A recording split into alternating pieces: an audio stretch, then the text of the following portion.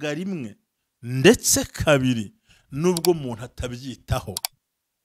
Mu nzozi mwiyerekwa rya nijoro igihe abantu bashyizweho basinziriye ku mariri yabo, niho yumvisha amatwi y'abantu igashyira ikimenyetso ku by'ibigisha, kugira ngo igamburuze umuntu mu migambi ye, ngo imaremo umuntu ubwibone bwe buhishwe, ubugingo bwe iburinda rwa rwobo, no kubaho kwe ikakurinda kurimbuka n'inkota. Impano akagusobanurira ukwiye gushaka.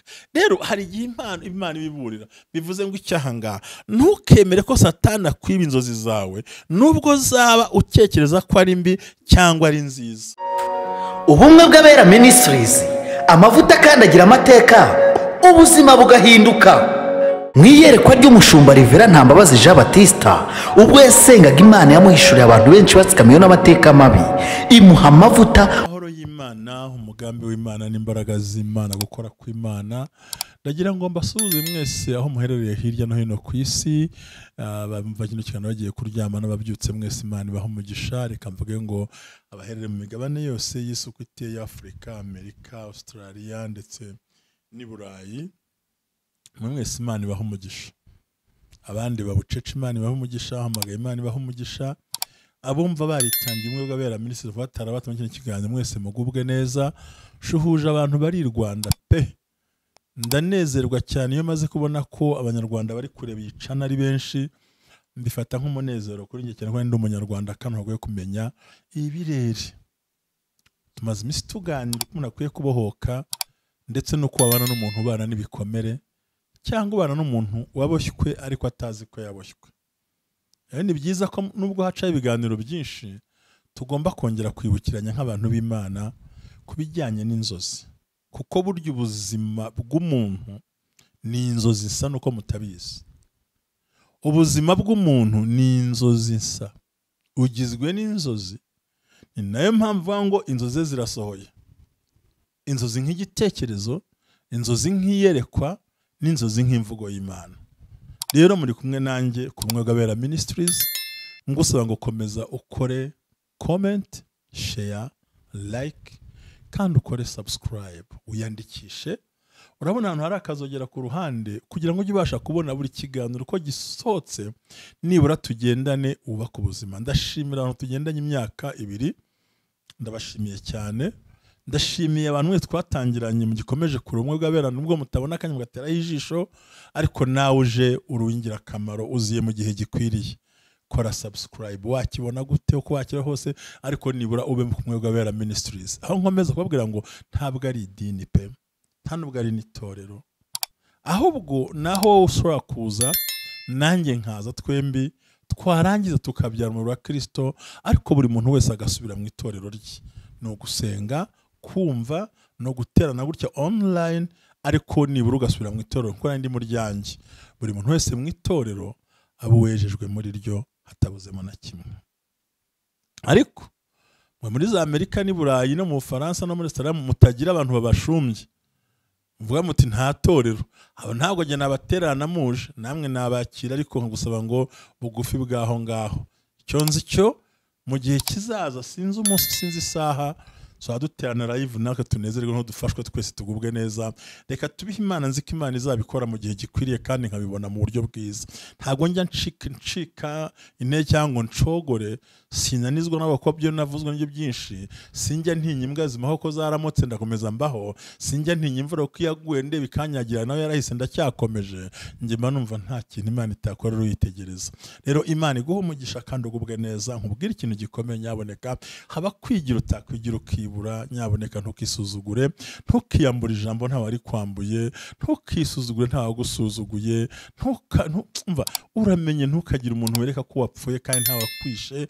Hagarara umugabo, umudamu ukomeye, ihagarareho, umva ko bisa kurinzwe n'Imana ishobora byose, cyane cyane ko nifuza ko Imana ikora igitangaza kiremereye ku buzima bwawe, maze bugahinduka, mwamugahindura n'ubw'abandi, kuko data arakuze, nagusobanukiwe, kandi Imana iragukunda. Imana n'urukundo ni umunyembaraga. Rero Imana iguhe umugisha, nayo nkwisuhurize wo ukurikira Umugabira Ministries aho uherereye, kandi n'ukuri ngusabe ngo uri uw'agaciro, uri umugabo w'igitangaza, uri umugore w'igitangaza, umwana w'igitangaza, waremwe mu buryo butangaje. N'ukuri uri umunyacyubahiro kandi Imana iragukunda, nta mpamvu yo kwigaya. Ibyo itarakorera bikubikiye, ibyo yakoze nishimwe. Ibyo itarakora ntibitume udacika intege, ahubwo yamubwiza ukuri, hagarara ku byo yakoze, wiringire ku bindi igiye gukora. Niba idashubije umunsi yinjiza ari gusubizaho umutije, ntabwo ribora ntiripfa, isengesho rihari isengesho. Kandi n'ukuri uko ugenda urushaho kwegera Imana, niko igendana yikwegereza ibyiza wifuza kuzakira no kuzabona. Imana ikumpera umugisha mu izina rya Yesu. Amahoro y'Imana twarire muri wowe, kandi ibyiringiro byose wumva wifitemo Data agushoboze kubinyuramo, kandi ubinyuremo umutima uneze. Ndagushuje cyane rero, ndagukunda kandi mbwira ngo humura, wigira ubwoba, wikangwa n'ibyo ubona, wikangwa n'ibyo wumva, wikangwa n'induru iri ku ruhande. Humura, bavuze induru Imana icecetse ariko ntibazigera gukora. Warega Imana iragukunda. None se ugira ngo wavutse ariko isi gukunze n'abagome n'abadayimoni, se ugira ngo iragukunze se ariko uyu munsi uriho, kandi hari abana bapfuye bakivuka ari impinja, urakomeye ndetse warabyaye ndetse ugiye no kuzukuruza. Urumva hari Imana yagiye ikora ku buzima bwawe, ndetse haleluya ikoresha uburyo butandukanye. Rero nta kintu kibi nko ku isi nko kwica intege, kwifatanya n'abaguca intege, no kwisuzugura, no kwiyambura ijambo, no kwipfobya, no kwitesha agaciro, no gusengana amarira, gusengana ibyishimo. Yesu aragukunda kandi Yesu ni umwami. Ni byiza rero ukwiye kurwanya amarangamutima yawe apfuye, ahubwira ngo yarandetse, ntindeba, ntikinkunda, ntizankomezanya, bagenyine, ntawe turi kumwe, ikintu cyose ugashaka intambara. Oya, calm-toi, tuza, down, calm down, tuza. Yesu ari ku mirimo, Mwuka Wera arimo arakora. Imana Data irimo irubaka amateka adasanzwe ku buzima bwawe, ku buryo utagombye guhungabana no guhagarara umutima ngo wumve ko igikuba cyacitse, ahubwo mu byiringiro n'ituze mu makuba, aho niho Imana igitabara. No kuri mu byiringiro no mwituze Imana igigaragaza ubumana bwawe ku buzima bwawe. Bivuze ngo die care for a glame sainimora, haleluya. Bivuze ngo die for, Yes ari mu ruhande rwawe. Kabone nubwo umwanzi yigira uko ashaka, yikora ibyo yumva, yigenza uko abyumva, yitwara uko abyumva, yitwara mu nzira byumvamo, ariko still God love you so much. So don't worry, be positive. Hallelujah. Try to listen me, be positive. Wihindurwa n'ikintu cyose, focus, ntumbero yawe, intego yawe, gahunda yawe, Uwiteka yihagarareho. Tuzigire wemera umuntu uza kwica inzozi zawe uko yaba ariko kose, n'icyo yaguha cyose wakireka, ariko ntiyica ahazaza hawe, kuko ahazaza hawe nicyo cyubahiro cyawe, nayo mateka yawe, nizo mbaraga zawe. Ntawe ntukwiye no kumwemerera, ntukwiye kumwemerera, ntukwiye no kugishyira bamubwira, uramwihorera kandi ukamwihorera burundu, kuko we ubwe ntiyaguca intege ngo ubyemere. So rero kuri aya magambo nagira tuganire nkubwira ngo inzozi zawe nizo wowe, kandi uburyo ubayeho nibwo buzima bwawe. Akenshi bakunze kumbaza abantu benshi batari ko se ko pasiteri ibyo ni ibiki? Ngiye hagusa mbwira ngo burya rero inzozi ni imvugo y'Imana, n'ubuhanuzi, ni ijambo rihishwe rigiye guhishurwa, ni iyerekwa, ni ijambo ry'ubwenge rizanywe n'Umwuka. Aho ni mu buryo bune Imana ivugamo. Ubwa mbere ni ubuhanuzi, kabiri ni ijambo ryayo ryanditse muri Bibiliya, ni iyerekwa, ni ijambo ry'ubwenge rizanywe n'Umwuka Wera. Umenye ko inzozi nibwo buryo nyabwo Imana ivugana n'umuntu babiri gusa. No kuvuga ngo hirya y'imvugo y'Imana mu buhanuzi, mu ijambo ryayo, mu iyerekwa no mu magambo y'ubwenge azanwa n'Umwuka Wera, hariho n'inzozi. So inzozi rero ni imvugo y'Imana iteruye, ariko Imana ibwira nyirayo, ntihakenewe undi muhanuzi hagati. hawe ni mwe babiri gusa, Imana ibwira ibyawe, ushyizweyo usinziriye, ntawe urota ku manywa, arota ari uko yaryamye agasinzira, icyo bita gushyirwayo. Ibitotsi biremereye umuntu agasinzira, bya bitotsi bituma urota. Nta muntu warota ashikagurika, kugira ngo urote no kubanza ugasinzira bien. Rero ni imvugo y'Imana direct, idaciye kuri bishop na apostle na pasiteri n'abahanuzi, idaciye kubigisha b'ijambo ry'Imana, ahubwo ni imvugo y'agaciro, ni imvugo mpamo, ni imvugo yerekwa, ni imvugo mpanuro, ni imvugo ntegeka, ni imvugo ndinda y'Imana ku muntu wayo. Niyo mpamvu mu kurota wagombye kubiha agaciro no kubimenya kandi ukabihagararaho. Imana iguhe umugisha. Rero abantu benshi imirotere yabo barayisuzugura, ko sinabarenganya kuko twagiye twigishwa bitari byo. Ngo nizimiruho, ngo nibyo wiriwemo, abandi ntibabyumve. Nyamara Bibiliya ubwayo yo ntijya ibica ku ruhande. Ntijya ibica ku ruhande. Imana ntibica ku ruhande, yo ikubwira hazarani icyo ishaka kukubwira, kandi ikakikubwira muri ishaka kukikubwiramo itanyuze ku ruhande. Rwose ikabikubwira kandi ikabikubwira mu buryo ubyumva neza. Ijambo ry'Imana ariho nifuza ko tuganira, ko nta mpamvu yo kwirukanka. Ndagira ngo nongere, nubwo nigeze kubivuga kera, nongere mbisubiremo, nongere ngusabe guhindura imyumvire yawe, nongere ngusabe gusobanukirwa icyo Imana irimo ivugana nawe. Nibura mu bwenge bwawe no mu buryo bwawe umenye icyo ukwiye gukora.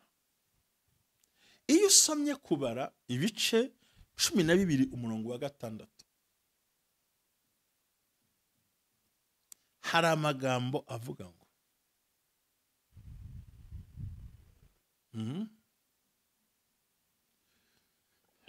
ntabwo ngo arababwira ati, mwumva amagambo yanjye, niba muri mwe hazabamo umuhanuzi, mwiyerekwa niho nzamwimenyeshereza, mu nzozi niho nzavugana nawe. Umugaragu wanjye Mose siko ameze, akiranuka mu rugo rwanjye hose. Wowe tujya tuvugana n'akanwa kanjye neruye, atari mu migani, kandi ishusho y'Uwiteka ajya yibona.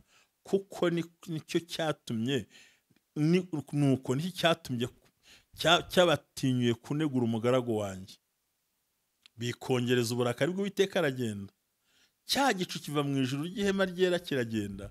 Miriyamu asesa ibibembe byera nk'urubura.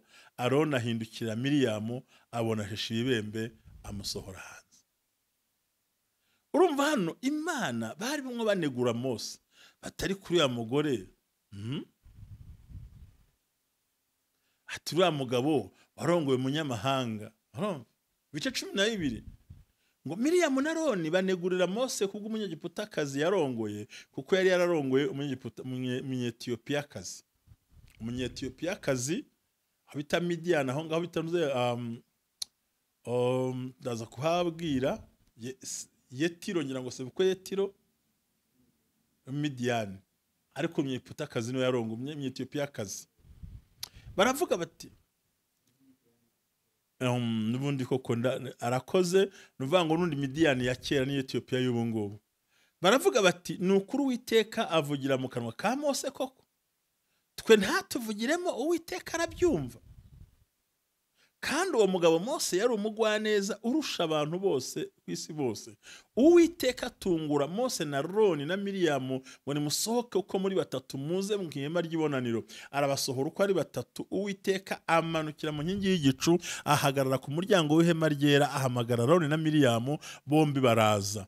Arababwira ati, nimwumve amagambo yanjye, niba muri mwe hazabaho umuhanuzi, mwiyerekwa no mu nzozi niho nzamwishiriza, no mu nzozi niho nzamuganiriza. Urumva shatse kukwereka Imana ubwayo, bavuga niba hazavuka nk'umuhanuzi nzamubwira mwiyerekwa ndetse no mu nzozi. Ariko Mose tuvugana duhanganye. Ayo ni amagambo ukwiye kumva. Iyo urebye Yobu, ndagira ngo wongere ugarure hagati y'impembero nyaboneka ibyo urota ntukayipfusha ubusa. Iyo wongeye igitabo cy'umuhanuzi Yobu bice 33 umurongo waho wa 14 n'uwa 15 haravuga ngo Imana ivuga rimwe ndetse kabiri nubwo umuntu atabyitaho.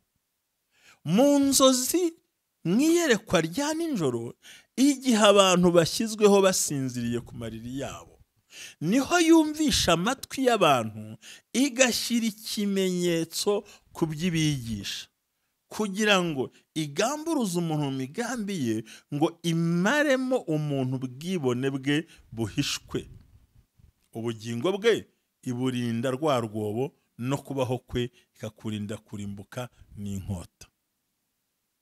Ngira ngo urabyumvise. 13 ngo niho igituma yigisha impaka ko itagomba gusobanura ibyayo. 14 Imana ivuga rimwe ndetse kabiri nubwo umuntu atabyitaho. Mu nzozi no mwiyerekwa rya nijoro igihe abantu bashyizweho basinziriye ku mariri yabo, niho yumvisha amatwi y'abantu igashyira ikimenyetso ku byo ibigisha. Urumva za nzozi zigize imbaraga. Mu nzozi no mwiyerekwa rya nijoro igihe abantu bashyizwe basinziriye ku mariri yabo, niho yumvisha abantu ishaka kubabwira. Rero ni ukuvuga ngo tugomba kumenya ijambo ry'Imana. Bantu b'Imana ndacyabaganiriza kandi numva umutima wanjye bindimo rwose, bindimo nta guca ku ruhande, bindimo nta guca ku ruhande, bindimo kukubwiza ukuri ugafata umwanzuro wawe utitaye ku mvugo z'abantu.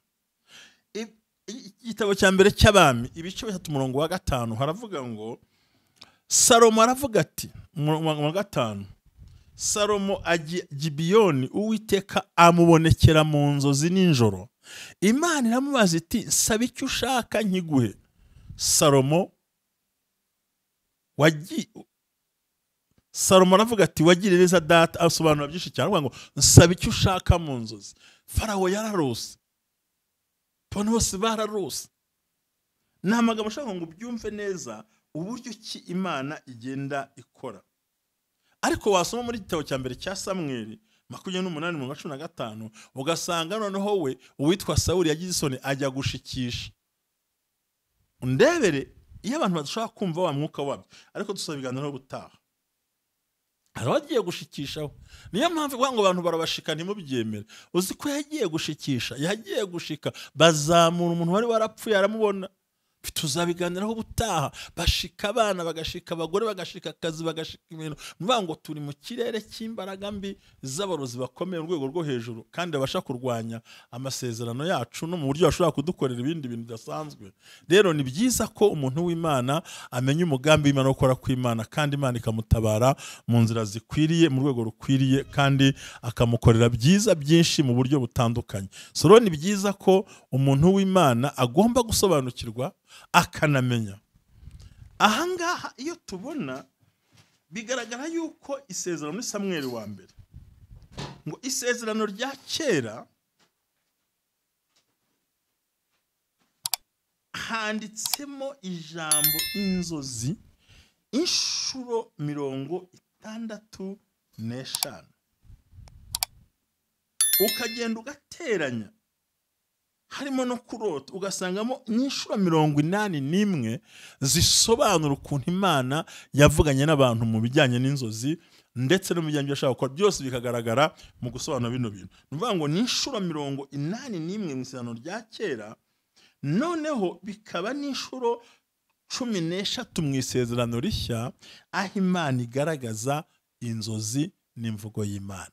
Rero ni byiza nagira ngo nongere ngo usubiremo, kuko ushobora kuba ariko bwa mbere ugiye kureba cyangwa se kino kiganiro ugiye kucyumva. Ni byiza ko aya magambo ugomba kuyasobanukirwa. Ni ukuvuga ngo mu nzozi nibwo Imana ivuga ibintu byayo, ikabibwira nyirabyo direct, bitagombye ko bica ku muhanuzi, bitagombye ko nabwiye ngo imvugo y'Imana hari ijambo, hari ubuhanuzi, hari yerekwa, amagambo y'ubwenge, ariko hariho n'inzozi noneho byo hatagombera mwarimu, pasiteri, umuhanuzi cyangwa undi wari wese, ahubwo wisanga ari wowe ubwawe urimo uganira n'Imana. Ni ukuvuga rero ngo ibi bintu isezerano rya kera ryonyine ugiye guteranya urahasanga inshuro 81 Imana ivuga ku nzozi abantu bose bagiye barota, asobanura ngo nuko ndota. Mumenye ko na Yosefu nayo yarose, no isezerano rishya ryo bikaba inshuro 13. Bivuze ngo Bibiliya ijambo ry'Imana utiriwe ukora imibare mu bitabo 66 bigaragara ko harimo kurota inshuro 94.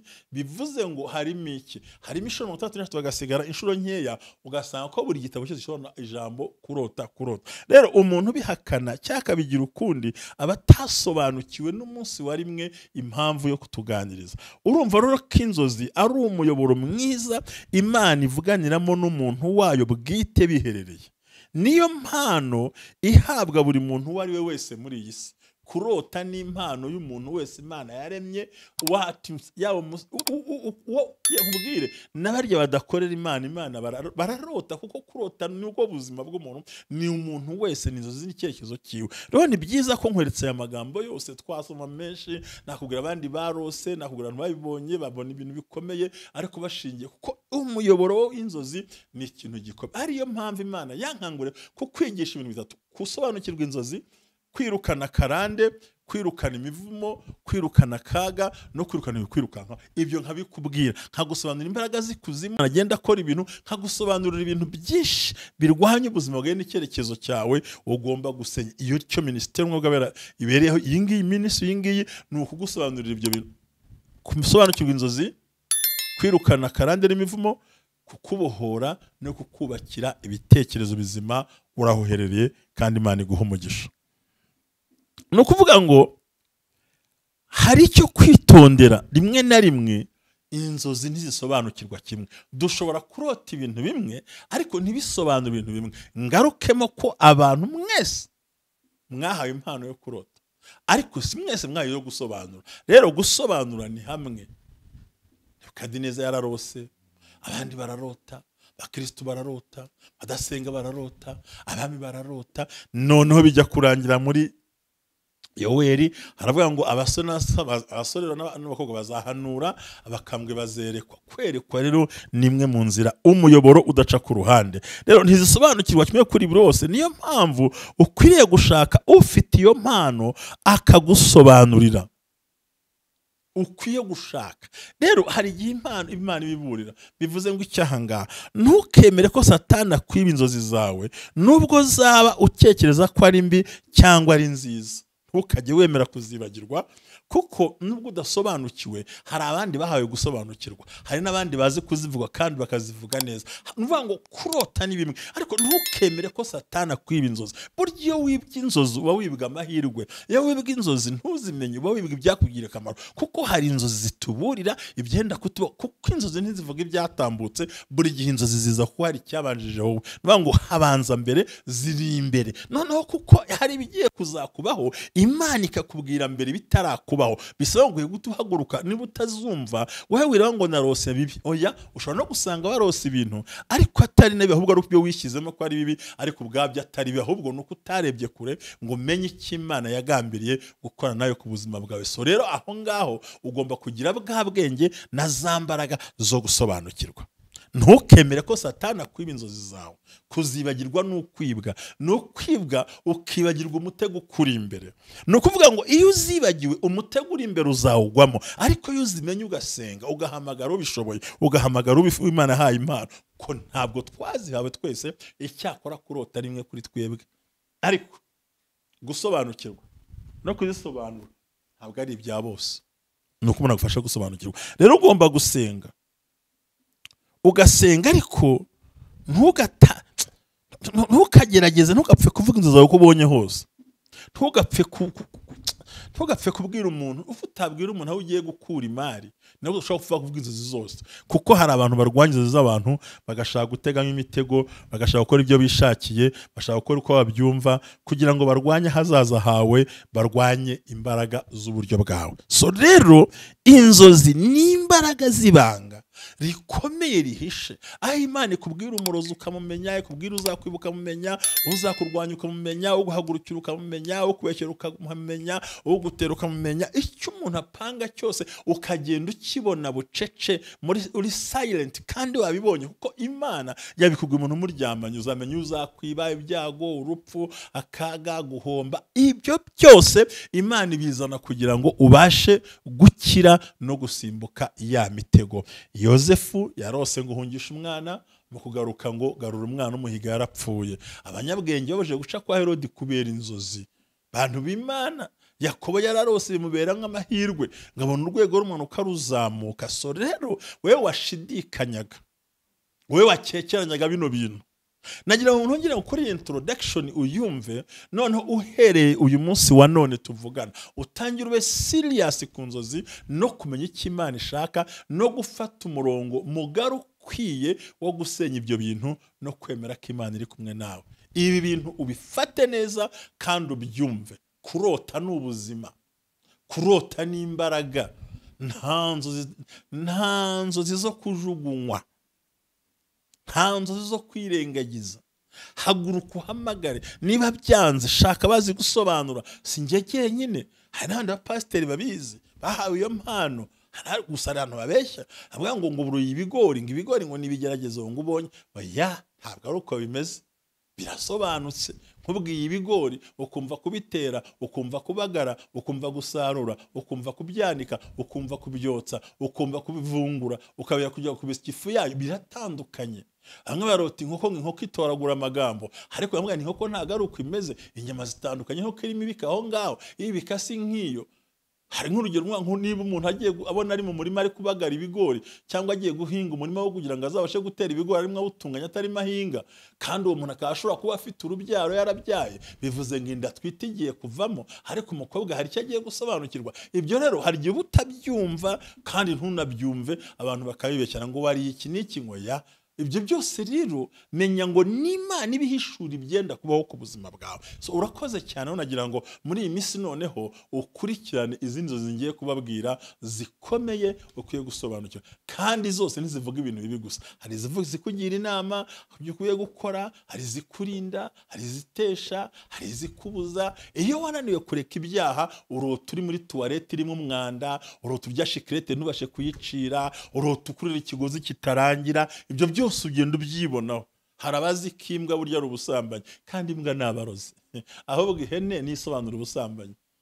Abantu rero hari ukuntu gusa umenye ngo ntibisobanurwa kimwe.